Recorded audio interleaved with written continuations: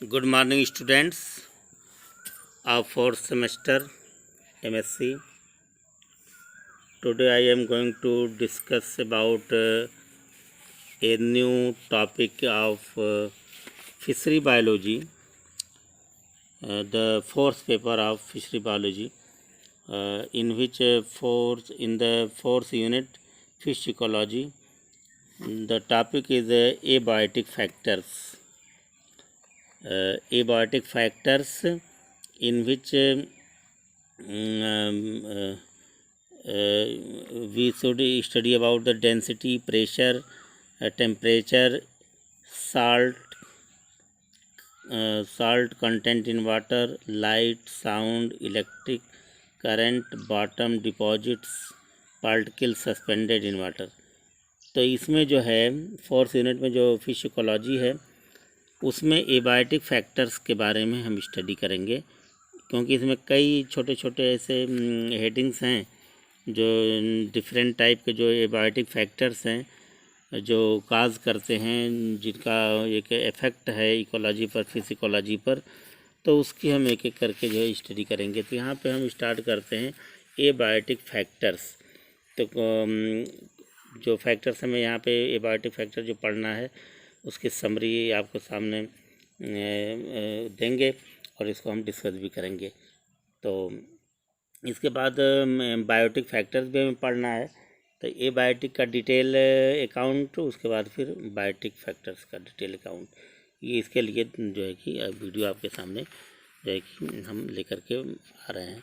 तो abiotic factors, abiotic factor क्या है? बायोटिक मतलब कि जैविक, यानी कि एबायोटिक नॉन लिविंग फैक्टर्स, यानी बहुत से ऐसे फैक्टर्स हैं जिनको हम फिजिकल फैक्टर भी कह सकते हैं, केमिकल फैक्टर भी कह सकते हैं। ये जितने भी फैक्टर हैं जो नॉन लिविंग हैं, और किसी भी फिश कल्चर के लिए ये जो नॉन लिविंग जो फैक्टर्स हैं, फिजिकल फैक्टर्स हैं, जो बहुत मायने रखते हैं। अगर ये फैक्टर को हमने स्टडी नहीं किया, कब इनकी कितनी ज़रूरत है, कब नहीं है, कितनी इनकी मात्रा होनी चाहिए, जो किस कंडीशन में क्या कराया जा सकता है, ये अगर हमें जानकारी नहीं है तो पूरा का पूरी जो है पूरा फिश कल्चर जो है हमारा जो है कि डैमेज हो सकता है, हम उसे नहीं कर सकते। इसलिए अगर और चीज़ों की जानकारी हमने जो अब तक लिया है, स्टडी किया है, तो उसके साथ साथ एबायोटिक फैक्टर्स यानी फिश इकोलॉजी की भी पूरी डिटेल जानकारी होनी आवश्यक है। उसमें जो है कि क्योंकि फिश कल्चर के लिए सबसे बड़ी बात तो वाटर क्वालिटी, आप जानते हैं कि वाटर क्वालिटी कैसी होनी चाहिए। अगर वाटर के एब्सेंस में हम फिश कल्चर नहीं कर सकते, तो अगर वाटर क्वालिटी बेस्ट होनी चाहिए फिश कल्चर के लिए, तो उसके लिए वाटर में कई चीज़ें, एक तो उसका कंटेंट कितनी मात्रा होनी चाहिए, फिर उसमें कौन कौन सी चीज़ें घुली मिली होनी चाहिए, और उसके लिए जो है कि टेम्परेचर कितना होना चाहिए, और उसमें जो है कि फिशेज कितनी डाली जाए कि एक दूसरे का प्रेशर एक दूसरे पर न पड़े। उसके साथ साथ वाटर में साल्ट कंटेंट की क्वांटिटी और क्वालिटी कैसी होनी चाहिए, लाइट उसमें पड़ रही है कि नहीं, सनलाइट पड़ रही है कि नहीं पड़ रही है, कितनी पड़नी चाहिए, नहीं पड़नी चाहिए।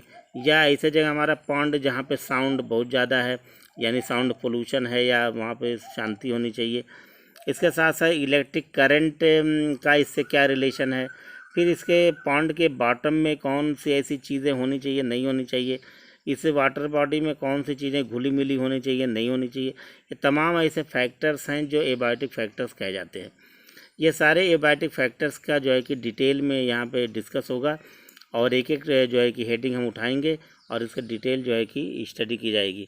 तो एबायोटिक फैक्टर्स का जो है को लेकर हम आगे बढ़ रहे हैं। Abiotic factors, water quality for fish culture includes all abiotic and biotic factors, क्योंकि वाटर की क्वालिटी के लिए वाटर फिश कल्चर के लिए जो वाटर क्वालिटी है उसको उसमें दो बातें बहुत मायने रखती हैं, एक एबायोटिक फैक्टर और एक बायोटिक फैक्टर।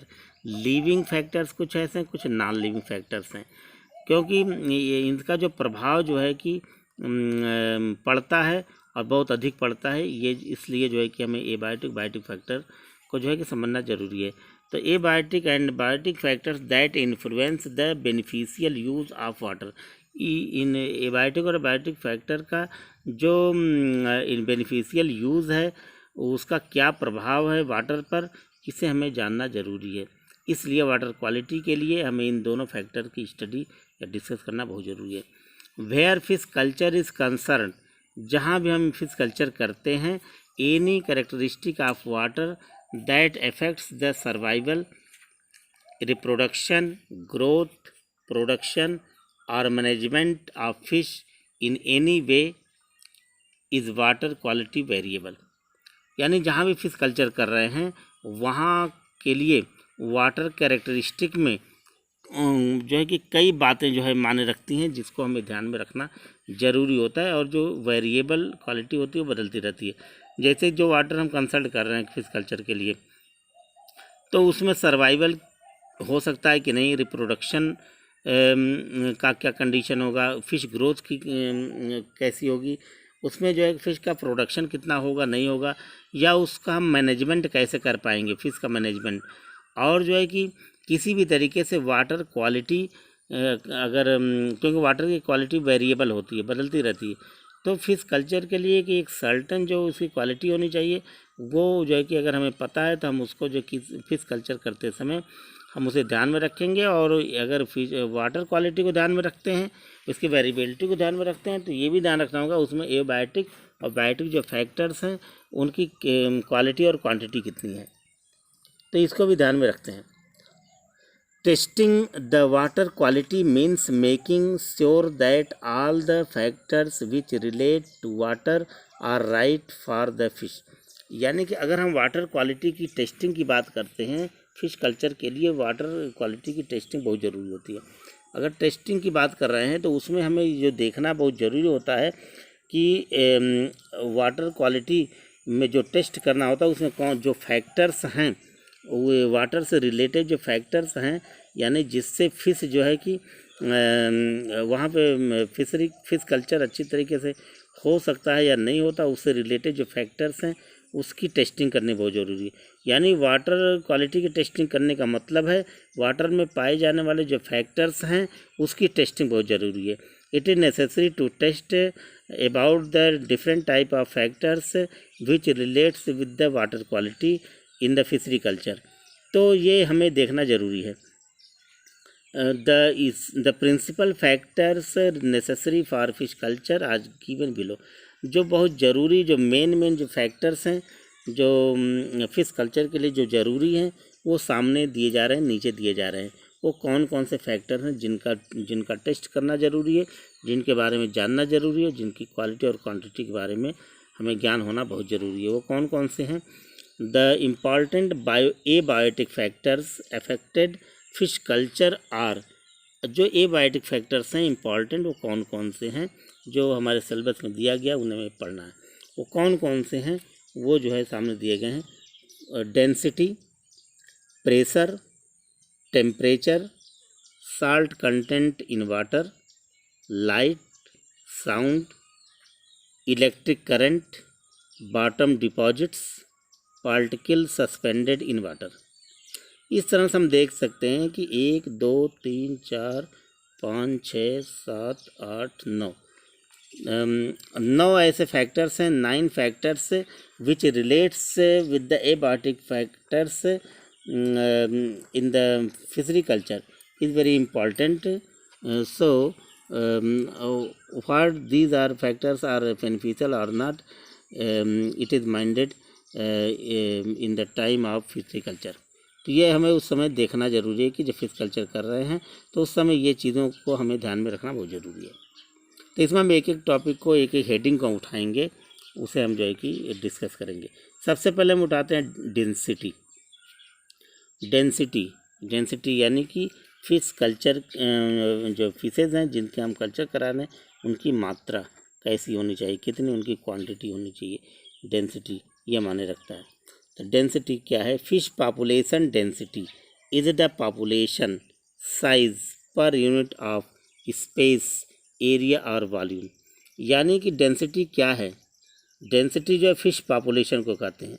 फिश पॉपुलेशन कितने फिश कहाँ पर, किस स्थान पर, किस जगह पर, किस एरिया में, किस वॉल्यूम में कितने जो है कि फिश है और उसकी साइज कितनी है, ये सब देखना डेंसिटी का काम है। तो ये सब density, fish population density is the population size, यानी कि फ़िश के पॉपुलेशन की साइज़ कितनी है, अब उसको जो देखना है। तो कैसे देखते हैं?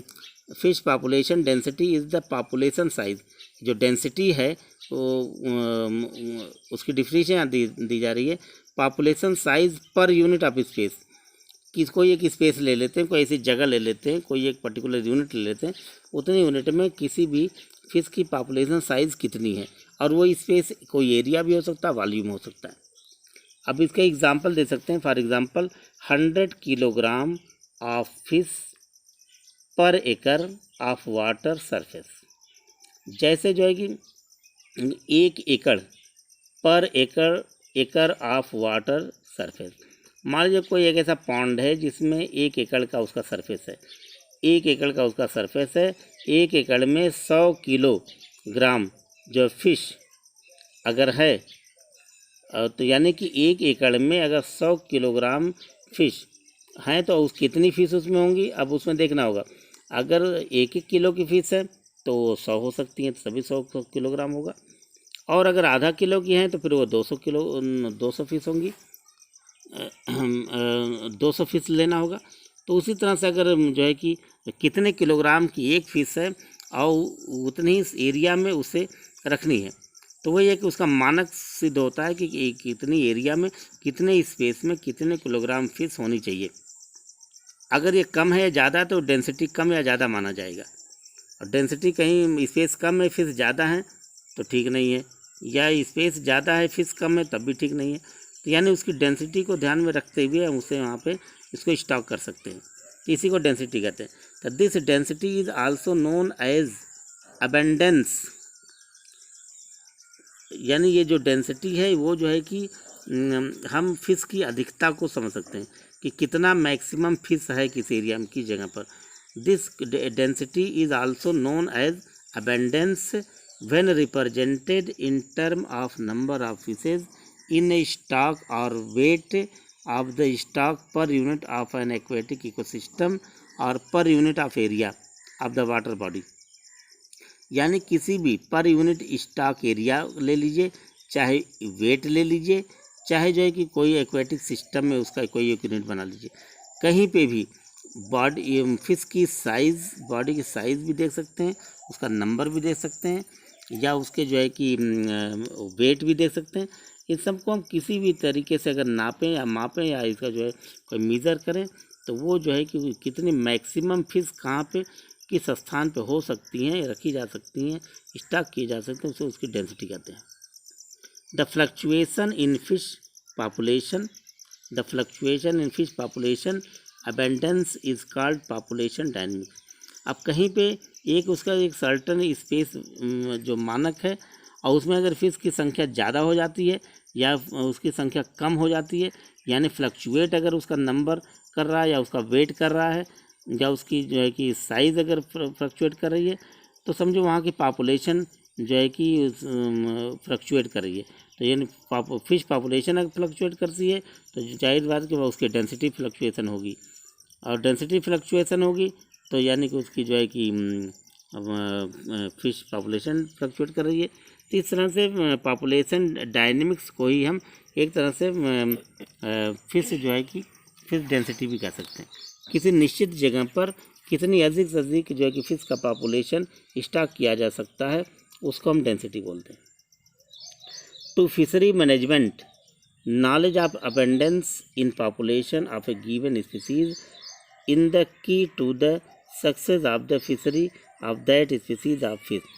अब ये फिशरी मैनेजमेंट के लिए ये नॉलेज बहुत ज़रूरी है कि किसी भी पॉन्ड में कितनी फ़िश को स्टॉक किया जाए, कितने फ़िश को रखा जाए। अगर हम इसको जो है कि ध्यान में नहीं रखते हैं तो हम इस फिशरी मैनेजमेंट नहीं कर सकते, सक्सेस नहीं हो सकते। To fishery management knowledge of abundance in population of a given species, किस स्पीसीज़ की कितनी पॉपुलेशन होनी चाहिए, is the key to the success. यही एक सफलता की कुंजी है। अगर हम ये जानते हैं कि किस फिश को किस जगह पे कितनी रखनी चाहिए, कितना स्टोर करना है, कितने जो है इसे कल्चर कराना चाहिए, success of the fishery of that species of fish, तो उस फिश को उतने ही जो है कि हम सक्सेसफुल तरीके से ग्रो करा सकते हैं। डेवलप करा सकते हैं। तो यानी डेंसिटी का नॉलेज बहुत ज़रूरी है। अगर ये डेंसिटी रूपी फैक्टर को अगर हम नहीं समझ पा रहे हैं तो फिर हम जो है कि फिशरी कल्चर के मैनेजमेंट को नहीं संभाल सकते। Certain characteristics develops in a fish population which are density dependent. बहुत से ऐसे कैरेक्टरिस्टिक हैं फिश जो है कि फिश पॉपुलेशन पर डिपेंड करता है। अगर डेंसिटी पर फिश के कैरेक्टरिस्टिक डिपेंड करता है, क्योंकि अगर जो है कि स्पेस कम है, अब ज़्यादा फिश अगर वहाँ पे ग्रो करा रहे हैं, डेवलप करा रहे हैं या वहाँ पे फिशरी कल्चर करा रहे हैं, फिश कल्चर करा रहे हैं, तो जाहिर बात कि वो जो फिश का ग्रोथ अच्छी तरीके से नहीं होगी, सारे फिश जो है कमज़ोर हो जाएंगे या उनके वेट कम हो जाएंगे, उनका डेवलपमेंट सही नहीं हो पाएगा। अगर स्पेस के हिसाब से हम फिश के नंबर को या उसके वेट को, उसकी क्वालिटी को तो अगर हम ध्यान में रखते हैं, यानी उसकी डेंसिटी को ध्यान में रखते हैं, डेंसिटी डिपेंडेंट अगर हम जो है कि एफर्ट कर रहे हैं तो हम उस चीज़ में सफल हो सकते हैं। इस तरह से ये सबसे पहले ज़रूरत है फिश कल्चर के लिए वो डेंसिटी को जानना। इसके बाद अब ये जो डेंसिटी है ये इसके जो है कि दो ऐसे विशेष जानकारियाँ हैं जिसको डेंसिटी पर डिपेंड करती हैं। अगर फिश का ग्रोथ भी डेंसिटी पे डिपेंड करती है और फिश के जो फ्राई है या न्यूली बोर्न जो फिशेज हैं यानी फ्राई उसके हैं वो भी इस पर डिपेंड करते हैं। तो अगर डेंसिटी को ध्यान में नहीं रखा गया तो उसका जो है कि जो अभी जो लार्वल फार्म में या फ्राई फार्म में फिश हैं न वो सक्सेस होंगे न उसका जो ग्रोथ अच्छा होगा। इसलिए तरह से फिश पॉपुलेशन किस पर डिपेंड करता है? फिश डेंसिटी पर। और फिश डेंसिटी पे क्या क्या डिपेंड करता है वो हम सामने दे रहे हैं दो हेडिंग में। पहली हेडिंग है density dependent recruitment. Density dependent recruitment, the abundance of the adult stock in A population affect recruitment of the population.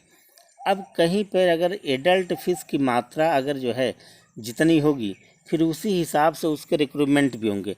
उसके जो न्यू फ्राई जो होंगे उससे उसके जो बच्चे होंगे फ़िश के वो उस पर डिपेंड करेंगे। अगर फ़िश की एडल्ट फ़िश कम है, उनका स्टॉक कम है, तो फिर जाहिर बात कि उसके न्यू फ्राई यानी रिक्रूटमेंट भी कम होगा, उसका पॉपुलेशन भी कम होगा। ज़्यादा एडल्ट है तो ज़्यादा जो है कि रिक्रूटमेंट होगा। तो the recruitment will be low if adult density is low.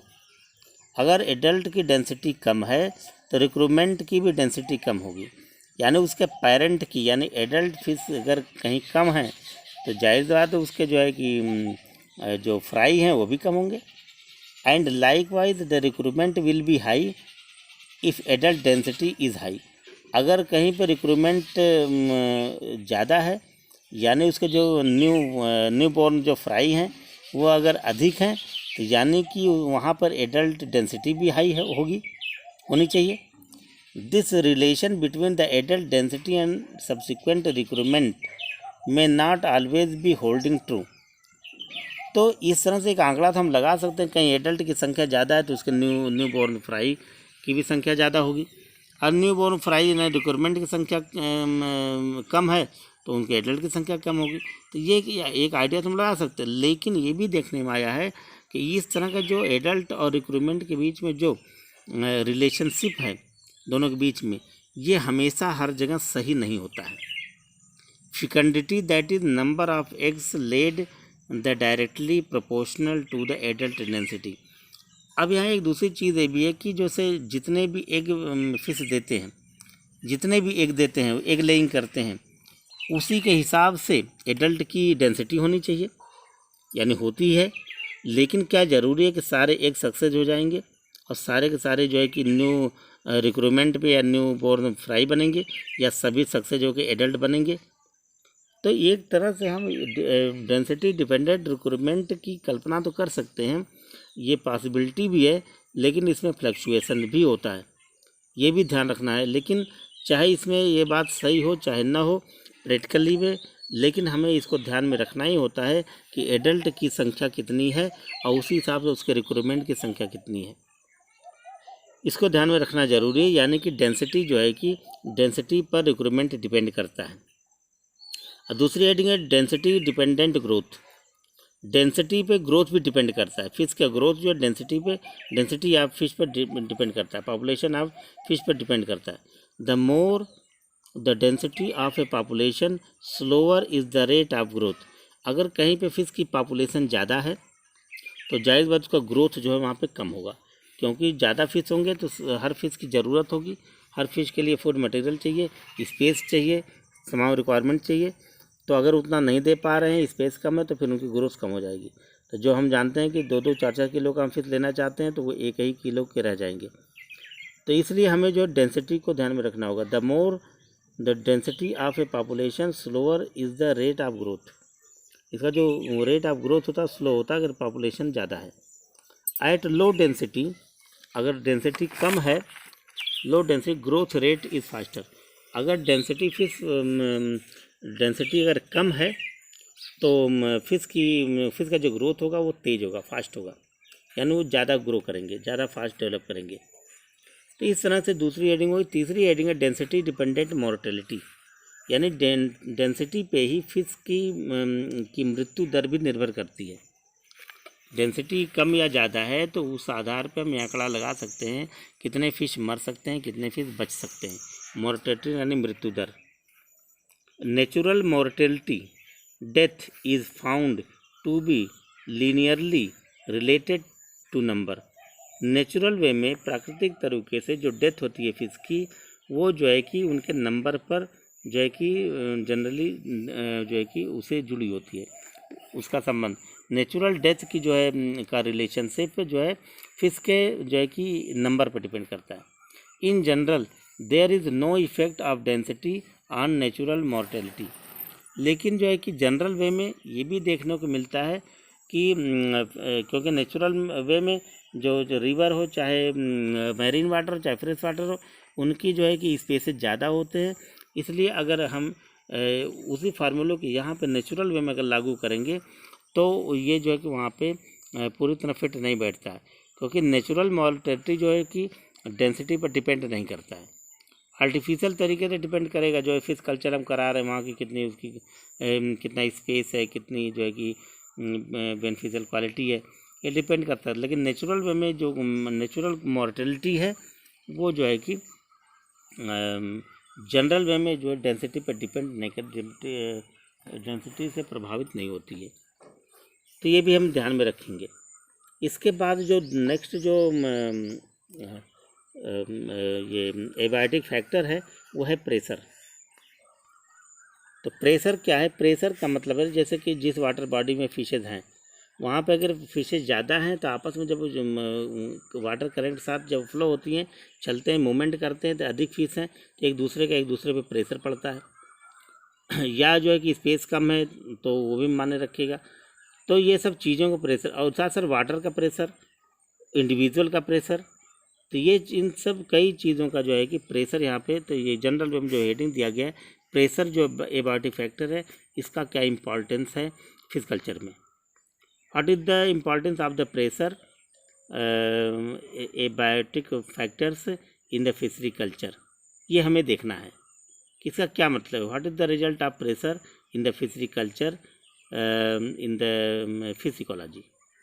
तो प्रेशर के बारे में देखें। Most of the fishes can not survive in deep waters.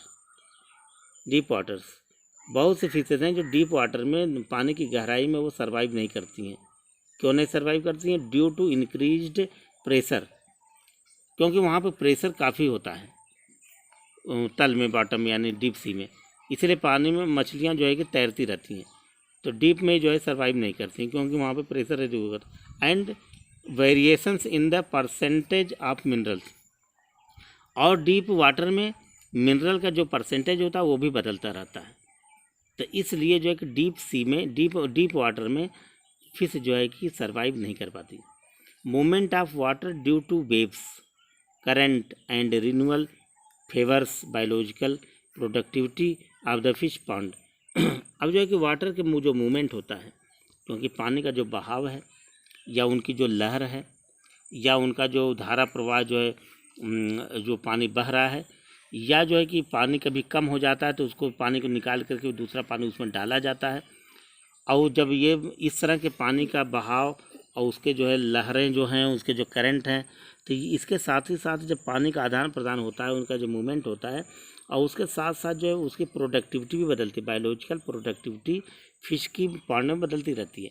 यानी वाटर मूवमेंट का, वेव का, करंट का, रिन्यूअल फेवर, बायोलॉजिकल प्रोडक्टिविटी, ये सब जो है फिश पॉन्ड का बदलता रहता है। यानी कहीं न कहीं से ये सब चीज़ें जो है कि प्रेशर काम करती रहती हैं।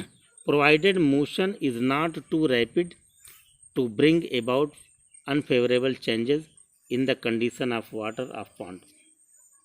यानी कि वाटर का जो मोशन है, जब बहुत तेज़ी से बहुत तेज़ी से पानी बहता है, तो उससे जो है कि ये अनफेवरेबल चेंजेस लाता है फिश के लाइफ में।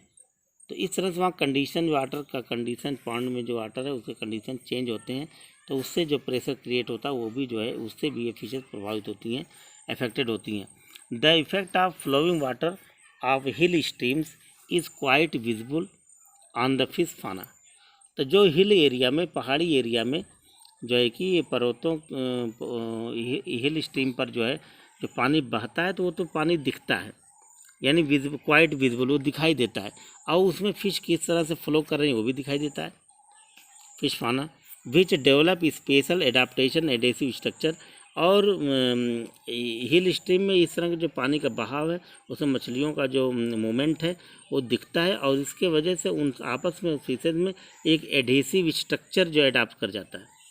यानी फिशेज के अंदर के, क्योंकि मछलियाँ फिसलती हैं, मछलियों को पकड़िए तो वो जो हाथों से फिसल जाती हैं, अगर सही ढंग से नहीं पकड़े तो फिसल जाती हैं, यानी उनके अंदर एक चिपचिपापन आता है। और ये जो चिपचिपापन फिश के अंदर जो आता है, उनके इस बॉडी के ऊपर जो लगता है एडहेसिवनेस जो देखने को मिलता है, वो उसकी मेन वजह जो है ये प्रेशर ही है। ये वाटर करंट का जो प्रेशर है, जो ये इसी की वजह से ऐसा होता है, जिससे कि ये वाटर में, क्योंकि वाटर बहता रहता है, बराबर फ्लो होता है, उसमें मछलियाँ भी जो है कि फ्लो होती रहती हैं, मूवमेंट करती रहती हैं, तो इसकी वजह से उनके बॉडी में ये एडिसिवनेस स्ट्रक्चर देखने के अडाप्ट कर जाती है, ये देखने को मिलता है। ये जो है इस पॉइंट को नोट करने लायक है। Rapid movement of water leads to erosion of soil. जब पानी बहुत तेज़ी से बहता है तो वहाँ की मिट्टी जो कट जाती है, इरोजन ऑफ सॉइल होता है, यानी वहाँ की मिट्टी कटती है, नदियों की या पॉन्ड की अगर बह रहा है, तो इससे क्या होता है, and increase turbidity fish production. इससे जो है कि जो फिश प्रोडक्शन का जो टर्बिडिटी है वो जो है कि जो इंक्रीज कर जाती है, यानी अव्यवस्था आ जाती है, क्योंकि जब फिश क्वालिटी अगर बदलेगी या मिट्टी वहाँ की कटेगी या नुकसान होगी, तो वहाँ पर जो फिश कल्चर हो रहा है, जो फिश डेवलप कर रहे हैं, ग्रो कर रहे हैं, डेवलपमेंट हो रहा है, फिर वो कहीं न कहीं से वो उनका जो टर्बिडिटी है, अव्यवस्थित कंडीशन हो जाएगी, यानी फिश प्रोडक्शन कहीं कहीं से प्रभावित हुआ। यानी कहने का मतलब है कि प्रेशर एक ऐसा एबायोटिक फैक्टर है जिससे फिश प्रभावित होती हैं, और उससे उनके अंदर कई तरह के बदलाव आते हैं, उनके ग्रोथ डेवलपमेंट पे भी असर पड़ता है। तो ये जो है कि इसको ध्यान में रखना है। तो ये जो है कि 2 एबायोटिक फैक्टर हमने डिस्कस किया। इसके बाद नेक्स्ट एबायोटिक फैक्टर लेकर के हम जो है कि नेक्स्ट वीडियो में और फैक्टर को लेकर के, एबायोटिक फैक्टर लेकर के हाजिर होंगे। ओके।